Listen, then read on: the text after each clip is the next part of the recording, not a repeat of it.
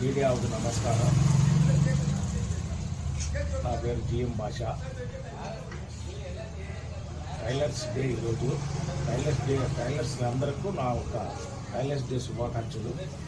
మరియు ఈరోజు టైలర్ పని అనేది ఎట్లయిపోయిందంటే 70లో 69, 70లో మేము ఫుల్గా పని చేసేవాళ్ళము. ఆ తర్వాత మేము బాంబేకి వెళ్ళాం, బాంబే నుండి ఇక్కడికి వచ్చాం. మళ్ళీ ఇక్కడ కూడా బాగా ఉండింది. అప్పుడు బెల్ బాటమ్ ప్యాంట్ ఉండేది, అది ఉండేది. కానీ అప్పుడు క్లాత్ మాత్రం కాటన్ ఉండేది ఎక్కువ. కాటను, లైలాను, టెరీ కాటన్ ఉండేది. ఇప్పుడు ఏదో జీన్స్ అవన్నీ వచ్చి జీన్స్ కార్మికులు ఎక్కువైపోయి జీన్స్ పరిశ్రమలు కొన్ని చోట్ల పెట్టినారు. కానీ అవి కూడా దానికి కూడా గవర్నమెంట్ ప్రోత్సహించడం లేదు, దానికి సహాయ సహకారాలు అందించడం లేదు.